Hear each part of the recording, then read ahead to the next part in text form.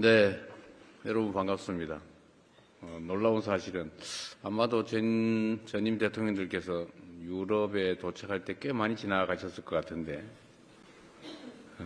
교민 간담회를 제가 역사상 처음으로 했다는 사실이 조금 놀랍기는 합니다.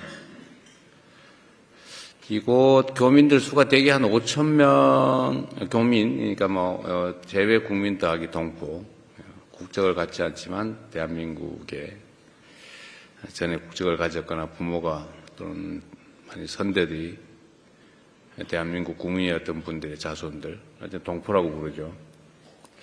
이분들이 한 5천 명 정도 된다고 하는데 사실 국가 단위로 보면 그렇게 크지는 않아서 아마 그랬을 수 있을 것 같습니다.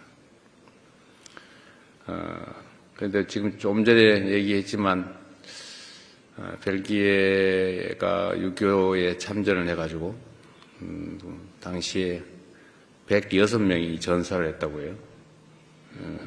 국가 규모에 비하면 상당히 많은 수가 참전했고 많은 수의 전사자가 있었습니다. 그 숫자나 이런 비교를 해보면 5천 명 교민도 결코 적은 수는 아니죠. 제가 전 세계를 다니면서 이제 그런 생각이 듭니다. 대한민국 국민으로서 자부심을 가지고 또 해외에 나오면 보통 애국자들이 되지 않습니까? 국내 문제에 대해서도 좀 더 관심 갖게 되고 또 본의 아니게 비교를 당하다 보니까 본국의 위상이나 아니면 세계에서 인정받는 신뢰도 정도에 따라서 대접이 좀 다르잖아요. 안 그런가요? 아마 한 2, 3년 사이에 극적으로 느끼셨을 것 같아요. 그래서 본국이 잘해야죠. 또 교민 여러분들이 대한민국에 대해서 자랑스럽게 생각할 수 있어야 된다라고 저는 생각합니다. 앞으로 그렇게 하려고 노력해요. 재외 국민들 숫자가 수백만에 이르잖아요. 많게는 750만 이렇게까지 얘기하기도 하는데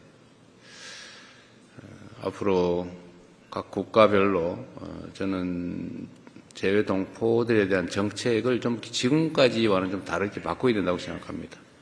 우리 여기 대사님도 계시지만 여러분들 대사님 자주 뵙나요? 말이 없네.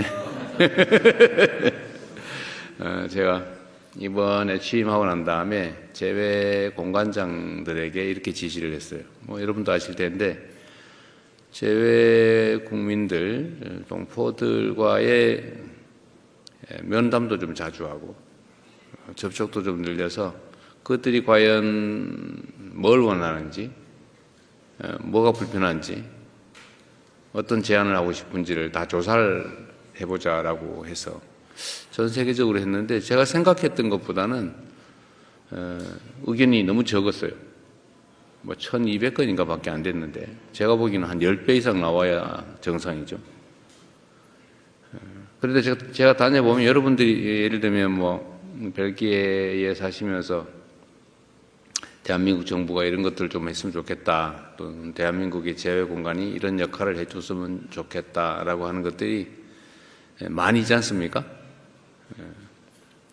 그런데 저는 그게 제로가 될 때까지 먼저 다 해치워야 된다고 생각하는 사람이죠. 그게 재외 공간의 역할이다. 저는 그게 대한민국으로 치면 우리 대사님이 격화시켜서 기분 나쁠지 모르겠는데 저는 주민자치센터의 동장과 비슷하다 이렇게 생각하죠. 규모가 크면은 그 이상의 직함일 수도 있지만 결국 우리 재외 동포들, 교민들의 의견도 듣고 또 그분들의 불편함도 해결해 가면서 대한민국이라고 하는 하나의 국가의 정체성이나 또는 위상을 그대로 외국 현지에서 실현하는 것 아니겠어요? 그래서 앞으로 우리 대사님도 우리 교민들과 자주 만나세요. 예를 들면 벨기에에 살고 있는 동포가 대체 어떤 사람이고 뭘 하고 있는지 정도는 최소한 파악해야 된다고 하는 게 제 생각입니다. 그리고 아까 그 얘기도 했던데 제가 얼핏 생각이 났어요. 가끔씩 모임도 좀 가지시고 또 커뮤니티 활동이나 뭐 이런 것들 지원도 좀 해드리시고, 보나마나 뭐 한글 학교 지원해달라 이런 소리 할 건데, 근데 그런 소리 나오기 전에 또 미리미리 또 지원하고 그래야 되지 않을까 싶습니다. 지금 잘들 하고 계세요. 지금까지 기존에 했던 것과는 좀 다른 재외 공간의 역할을 제가 요구하고 있기 때문에 거기에 맞춰서 이런저런 일들 하려면 되게 바쁘고 힘들 겁니다. 그럼에도 불구하고 재외 공간의 역할은 지금까지는 뭐 정부의 공식적 역할, 그러니까 정부 대 정부 간의 이 공적 부문의 공식 업무를 처리하는 것만 해도 바빴을 텐데, 이제는 그걸 넘어서서 그건 당연한 거고, 그걸 넘어서서 문화 산업 진출이라든지 또는 재외 교민들의 그 일종의 플랫폼으로서의 역할을 좀 해줘야 되지 않을까 생각을 합니다. 여러분도 적극적으로 좀 활용을 하도록 하세요. 아마 재외 공간에 대한 기존의 이미지는 뭐 만나기도 어렵고 가면 불친절하고 얘기를 하면 부지하 세월에 언제 답이 올지 모르겠고 뭐 그런 시절도 가끔 있지 않았을까 싶긴 한데, 이제는 전혀 그렇지 않을 겁니다. 또 안 하려고 노력해야 되겠죠. 여러분들은 선진국으로 분류되는 대단히 뛰어난 나라죠. 벨기에. 뛰어난 선진국에 사시기 때문에 아마도 대한민국에 대해서 좀 더 각별한 생각이 있을 것 같습니다. 대한민국에 대한 평가가 아주 짧은 시간에 극적으로 바뀌었죠. 그야말로 원조를 받아서 힘겹게 살아가던 가난한 나라에서 어느 날 갑자기 뭐 경제적으로 좀 앞서더니 이제는 세계 문화의 중심 국가처럼 느껴지지 않습니까? 정말로 장족의 발전을 했다고 하죠. 그 발전에 따라서 엄청나게 국가에 대한 인식도, 이미지도 많이 바뀌었을 거예요. 여러분의 고국에 대한 이미지도, 자부심도 많이 바뀌었겠죠. 앞으로는 이런 상황을 좀 더 넘어서야 되지 않을까 싶습니다. 저는 우리 대한민국 국민들이 가지고 있는 엄청난 저력을 믿습니다. 사실 자세히 들여다보면 정말 대단하지 않나요? 여러분도 그런 사람들이죠. 이 벨기에라고 하는 땅에 여기 인적 구성이 좀 특이하다고 제가 들었는데, 벨기에라고 하는 전혀 듣도 보도 못한 전혀 정말 낯선 땅으로 오신 분들이 또 이 땅에서 자리 잡고 대한민국의 정체성을 잃지 않고 이렇게 성공해서 대한민국을 빛내고 있는 위대한 민간 외교관들 아니겠습니까? 또 앞으로도 여러분들의 역할은 정말로 크고 기대가 많이 됩니다.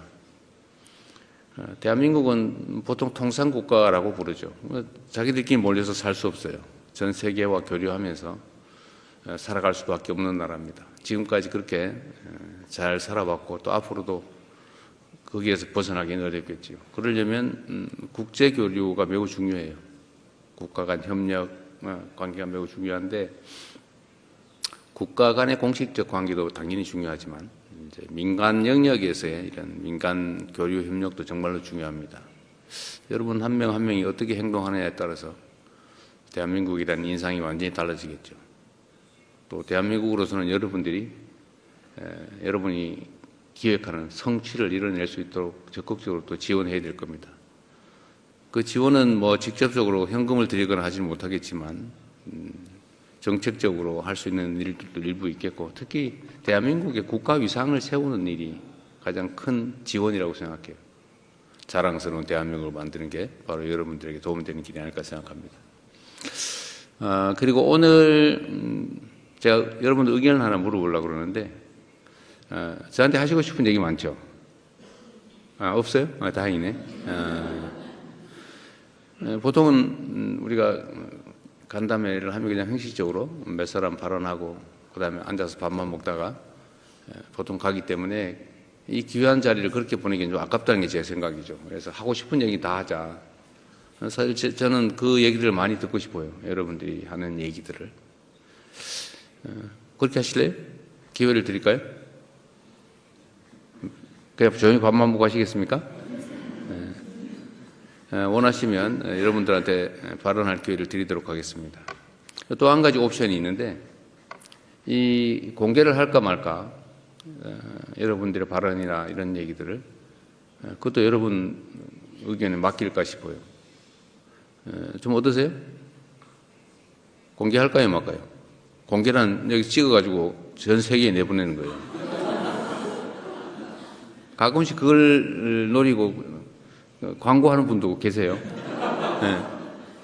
꽤 성공하는 경우도 있습니다. 어떠신가 한번 의견 한번 물어볼게요. 공개할까요, 말까요? 공개하자. 하지 말자.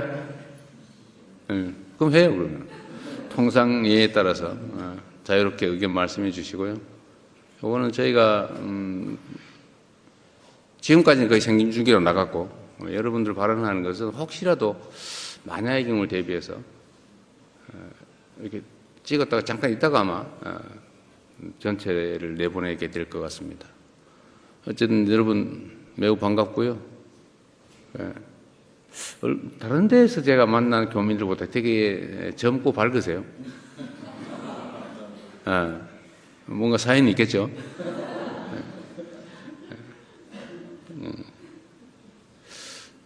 그리고 여러분들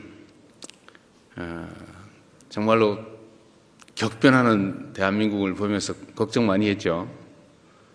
빠른 시간 내에 또 회복하고 있습니다. 또 앞으로 지금까지와는 훨씬 더 나은 대한민국을 보여드릴 겁니다. 감사합니다.